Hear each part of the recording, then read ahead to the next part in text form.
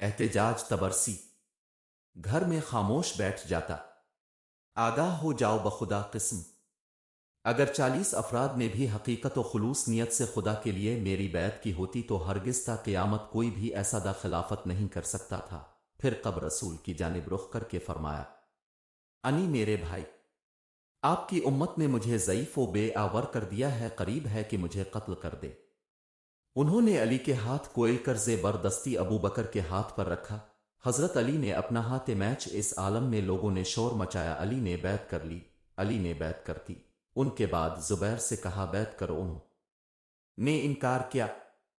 عمر بن خطاب، خالد ابن مغیرہ ابن شعبہ اور دوسروں نے ان کو گھیر لیا اور تلوار چھین کر زمین پر رکھ کر توڑ دیا۔ زبیر جمعیت کے سامنے مغلوب ہو گئے، خصوصاً عمر انہیں دبائے ہوئے تھے۔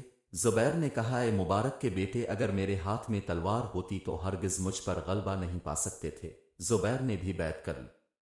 سلمان کہتے ہیں، انہوں نے پھر مجھے گھیرا، اس وقت میری گردن پر تیز وار کر رہے تھے، میرے ہاتھوں اور پیروں کو باندھے ہوئے تھے۔ میری بھی بیعت ہو گئی۔ پھر مقداد وابوذر سے زبردستی بیعت لی گئی۔ ہم میں سے زبیر سب سے تیز و تند آدمی تھے۔ اس کے بعد زبیر نے کہا، اے سباق کے بیٹے، خدا کی قسم سن لے، اگر تلوار میرے ہاتھ میں ہوتی تو اس گروہ میں سے کوئی بھی تیری طرفداری و یاوری نہ کرتا۔ ممکن نہیں تھا کہ تو مجھ پر فوقیت و تقدم رکھتا، کیونکہ تو ایک بزدل و مضطرب آدمی ہے۔ آج ان کو اپنے اطراف دیکھ رہا ہے تو ان کی طاقت کے بل بوتے پر مجھ پر حملہ کر رہا ہے۔ عمر اس بات سے غصہ ہوئے اور کہا، تم میری ماں کا نام لے رہے ہو؟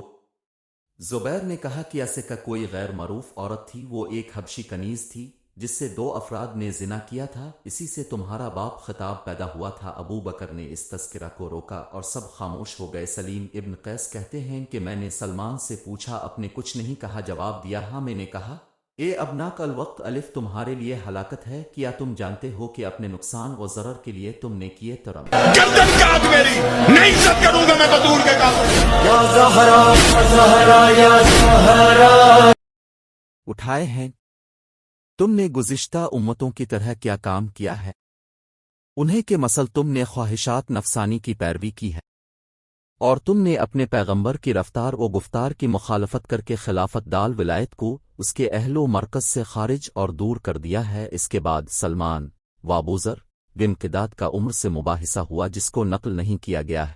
قاتل ہے تیرے کردار پہ لعنت، لعنت بے شمار، لعنت بے شمار۔